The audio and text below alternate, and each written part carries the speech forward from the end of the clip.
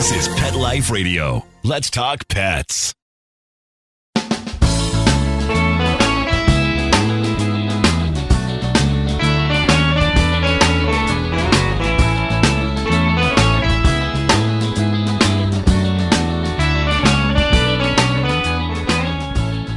Welcome to Save a Pooch on Pet Life Radio. Thank you for tuning in. I am Beverly Isla, your host. So in today's show, we will talk about a special organization that is able to merge two important causes, with senior individuals being a vulnerable and underserved population. Senior rescue dogs are even more vulnerable. So on one hand, we have senior dogs in shelters who are more likely to be euthanized. On another, dogs owned by seniors are more likely to be left behind because they are no longer able to be taken care of. And the organization called Peace of Mind Dog Rescue has taken the initiative to not only advocate for senior rescue dogs in shelters, but to also provide dog services to senior people to ensure that they can keep their dogs with them as long as possible without being forced to give them up. Our guest today is Peace of Mind's Executive Director, Carrie Broker. When we get back from these messages, Carrie will be joining us. Tired of wasting money on giant bags, boxes, and jugs of litter that don't last? Switch to World's Best Cat Litter, the only litter that lets you use less and get more. World's Best Cat Litter uses the concentrated power of corn to deliver outstanding odor control and easy cleanup. It's lightweight, 99% dust-free, and pet, people, and planet friendly. It's even flushable. Make the switch to World's Best Cat Litter and save $2. Visit www.saveonworldsbest.com. Let's Talk Pets on PetLifeRadio.com.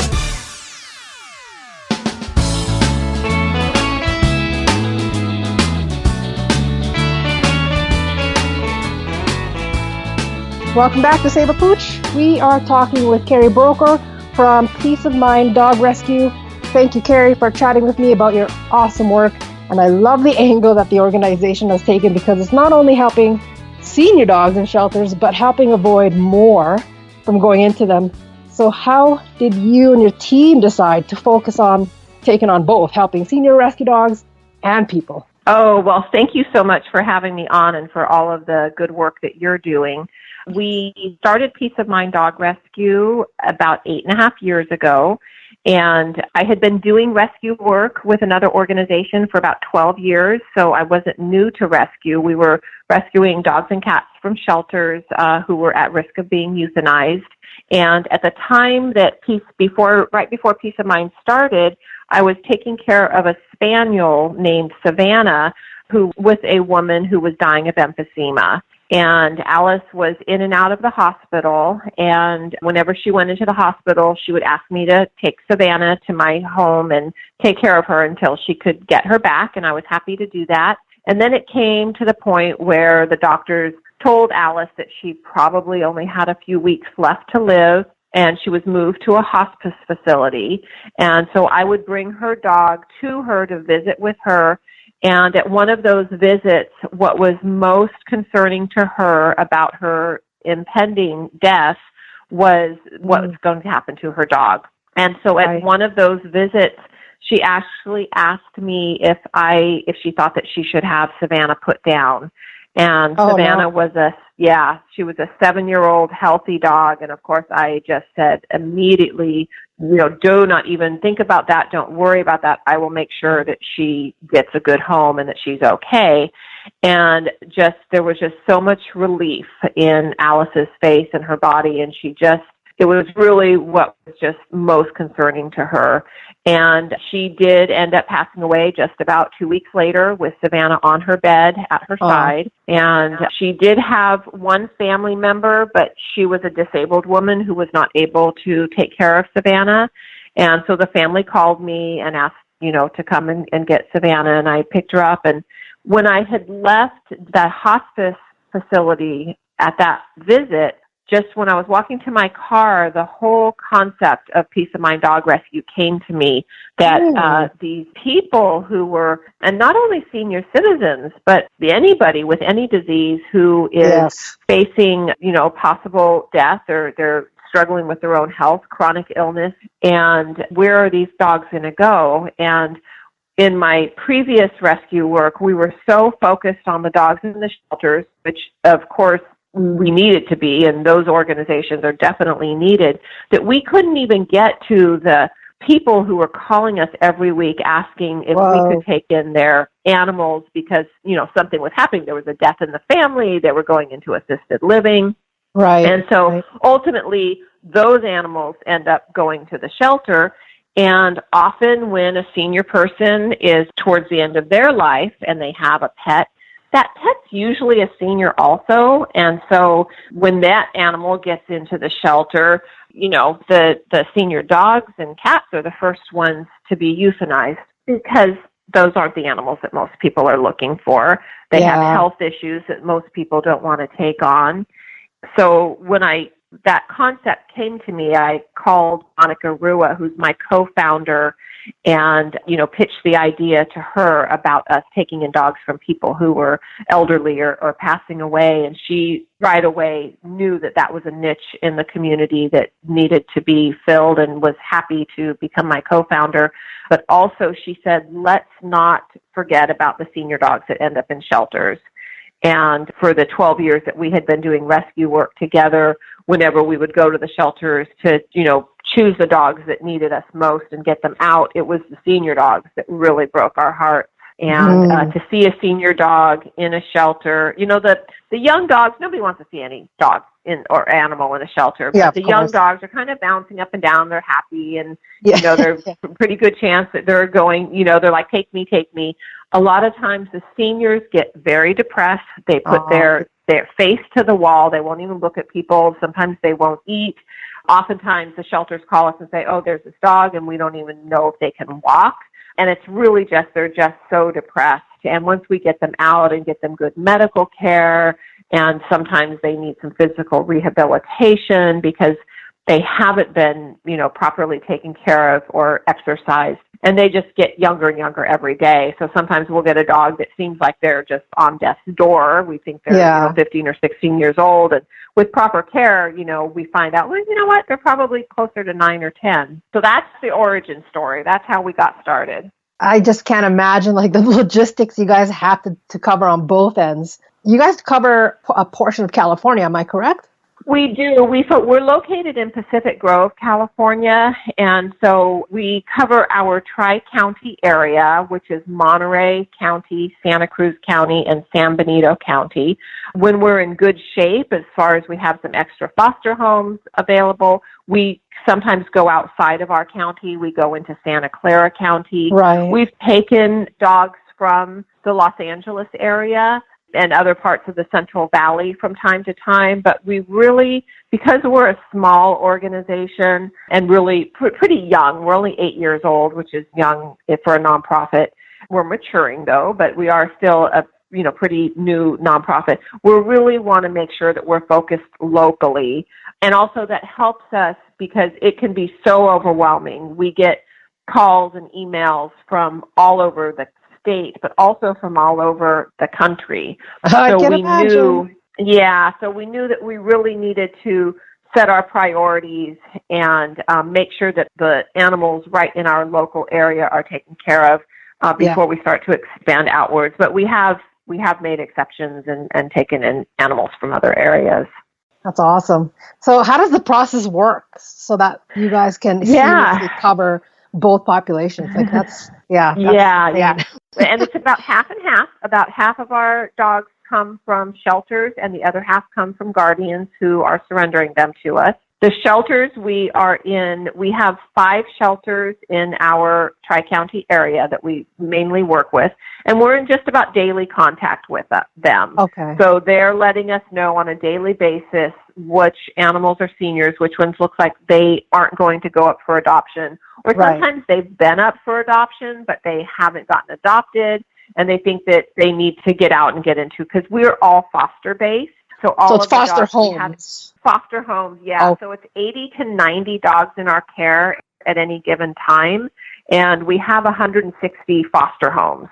So they're not all in use at all the time because they're Gotcha. rotating, and sometimes they're taking a break, or somebody just adopted their foster dog or whatever. So we're in contact with the shelters, taking in the ones that the shelters think need us the most.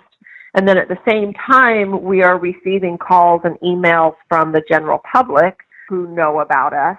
And again, I don't know of any other organization in the country that specifically has a mission of taking in dogs from senior citizens.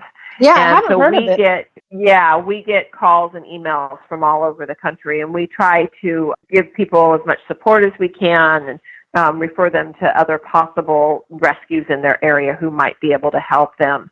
But we have on our website it's a questionnaire so that when somebody needs us to take their dog, they can fill out information about the dog and their personality and their likes and dislikes and their medical situation. So we have a pretty clear picture of the animal. We can't deal with aggressive dogs, so we do ask that it be a dog who's friendly with people and good with other dogs, generally speaking. And then we do have them come in for an evaluation where we meet the dog and we introduce them to some other dogs and see how they do. And probably 90% of the dogs that come do pass the evaluation because we've already, kind of screened them through our intake questionnaire and a phone interview. And then they come in and we meet the dog, and then at that point we get even more information. Once they pass, we find out what kind of food they've been eating and who their vet was so that we can collect their vet records. And we try to get as much information about the dog so that when they go into a foster home, it's as little stress as possible for the dog.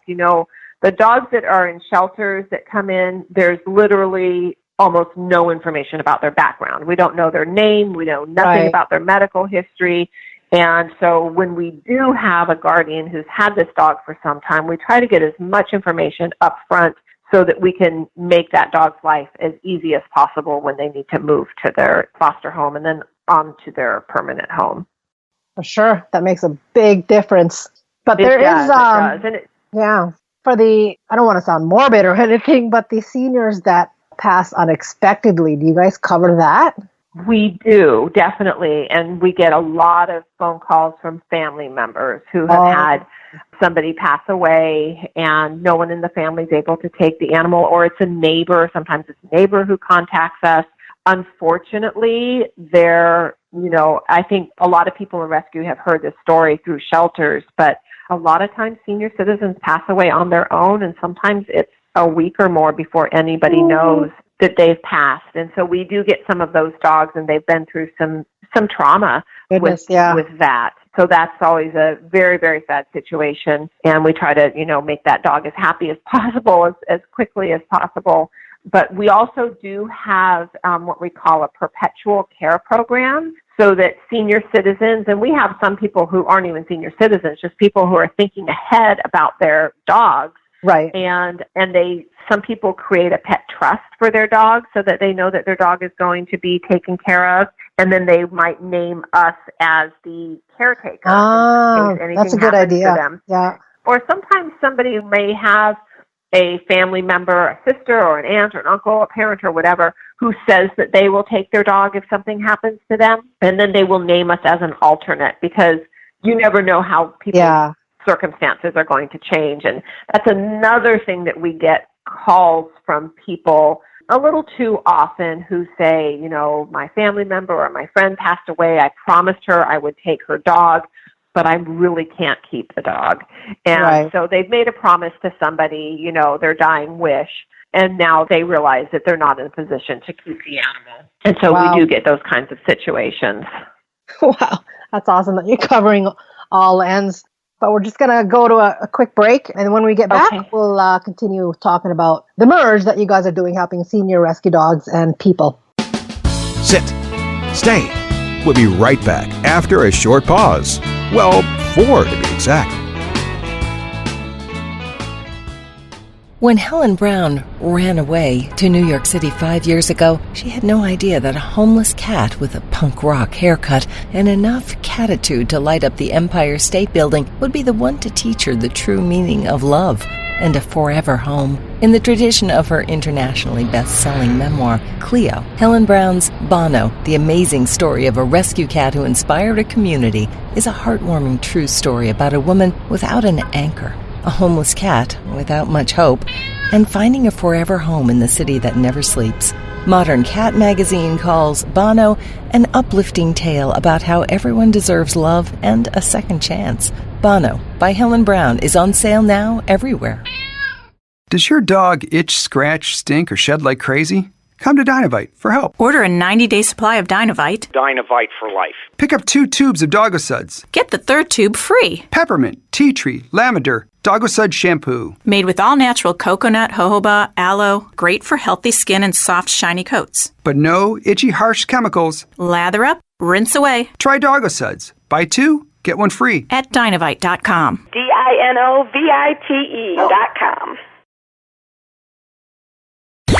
Let's talk pets Let's talk pets on Pet Life Radio. Pet Life Radio. PetLifeRadio.com.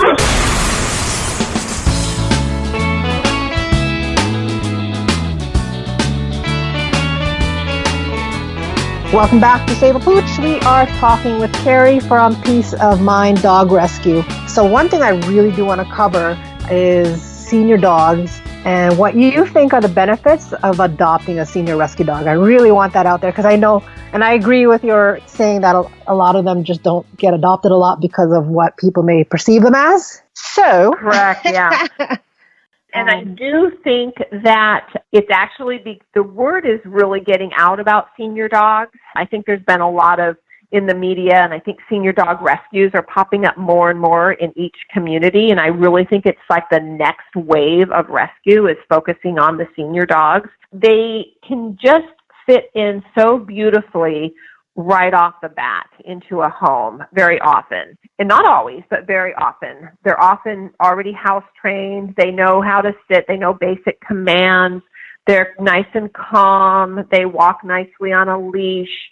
It's really beautiful when a senior dog makes that just really easy transition into a new home. Right. And it's now, on the other hand, I need to just also say that sometimes senior dogs do have more health issues, and so you need to be able to take on that medical expense. Sometimes they have mobility issues. So yes. Oftentimes you think about matching a senior dog with a senior person, but sometimes if that senior person they're starting to have mobility issues also, you don't want them, adopting a dog that they need to be picking up to carry up and down stairs. So we always try to make sure that match is right.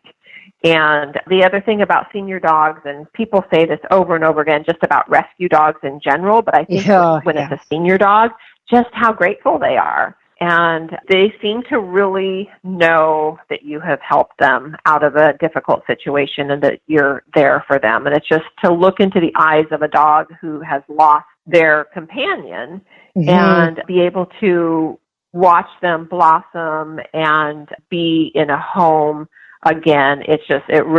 I think people get addicted to it. And we have a lot of repeat adopters who will adopt a senior dog, take them to their natural lifespan, and then once that dog passes away, they come back and they say, I want another senior dog. And that's just so beautiful that people can continue to open their hearts to someone who they're, not going to have for 15 years. It might be 5 years. Yeah, that's another thing, right? It's finding those people who are strong enough to go through the grieving process. Yeah. And it's not for everyone. And we also do hospice dogs. So we do have foster homes who will take in a dog who we know is probably not going to live more than 6 months. Sometimes we'll pull a dog from the shelter or get a dog from a guardian who we know has cancer or heart disease, heart failure, something like that. And we do have these absolutely beautiful adopters and foster volunteers who take that on and make those 6 months the best 6 months of the dog's life. Wow. Yes, I bow down to those volunteers. I do too. And that becomes addicting also. Many of our hospice volunteers are repeat hospice volunteers because it's so rewarding to be there for somebody in that way. And they, of course they need time to grieve and to recover, but a lot of them do it repeatedly, just keep on taking in the hospice dogs. Oh, that's awesome. Which brings me to ask, how can people and volunteers help with your mission? I'm sure there's a lot of roles. So there are lots of roles. So we definitely foster homes. We always need foster homes. And we do have foster homes that expand out. We've had foster homes in the Santa Clara, San Jose Bay area, and then also as south as San Luis Obispo. And so definitely foster care. Anybody who wants to adopt, we adopt dogs who we've adopted to all over the country. But we've had people fly here from Canada and from Alaska to adopt dogs from us. And so, if it's a good home, if it's a good fit, people can go to our website, which is peaceofminddogrescue.org. All of our adoptable dogs are on there. They just fill out a questionnaire. We start talking with them. We definitely do home checks. We just want to make sure that the dogs that we have invested our money and our love and our time into are going into safe situations. So we do. What if their homes are far from you? We have a network. We have over 700 volunteers, and those volunteers have connections. Okay. So, for instance, when this wonderful chow had a potential adopter in Alaska, we put out an email to our volunteers, said, does anybody know anybody in Alaska? One of our volunteers had a relative who lived in Alaska. We contacted him to do the home check, and it turned out that he knew the man who wanted to adopt from us. So it's you know what? It's a small world. It's just a beautiful world. There are so many connections, and we can do home checks anywhere. The other thing that volunteers can do is we always need transportation help. So we had a man who had signed up for a perpetual care program who was in Los Angeles, and he had a stroke, and he had his dog that he had already arranged that he wanted him to come to us, and we put out an email to volunteers for somebody to pick up this dog in Los Angeles and bring him here. We also, like many rescue groups, we have a lifetime commitment to the dogs that come into our care. So even if a dog gets adopted and then for some reason, if it's not working out or that person becomes ill in the future, that dog always comes back into our program. And we recently had a situation where a woman adopted 2 little toy poodles from us 2 years ago. She was in the San Jose area at the time, and then she moved to Florida, and she became very ill there, and she contacted us, and she was so concerned, what am I going to do with my dogs? And the very next day, we had a volunteer on a plane, fly to Florida, get the little poodles, bring them back. And then they were actually just adopted recently at Doris Day's 96th birthday celebration in Carmel. Wow. So that was just really wonderful because they were 2 poodles. They both had health issues. One had congestive heart failure. One had Cushing's disease. And it was like, oh, gosh, we might have these poodles for the rest of their lives. And just a wonderful woman who was at Doris Day's birthday celebration adopted both of them together, little Pixie and Bubbles. So that was a great story. Yeah. Awesome. And I'm assuming do you guys allow your dogs on planes if someone wanted to adopt them abroad or no? Yes. Well, nobody has adopted abroad from us. I think Canada's as far, but there are some transportation services that will, just so that the dog is in cabin. We don't really want to send our dogs in the baggage compartment. Yeah. But if the dog can be in the cabin, if it's a small dog who can ride in the cabin in a carrier, we usually send an escort with them, and they have been, and usually the adopter pays for that. But we do have volunteers who will fly the dogs places also. But people have to be willing to fly here to meet the dog. We don't just fly dogs send them off. Yeah, exactly. They need to make the effort to get here and meet the dog and make sure it's going to be a good match, and then we'll help arrange the transportation. Perfect. That sounds awesome. So before we wrap things up, Carrie, what are your goals for the organization? You guys are pretty big, actually. So what's your next step? Yeah, so we're really, really excited. What we are in the process of doing right now is setting up our own veterinary clinic for the dogs in our care. Congrats.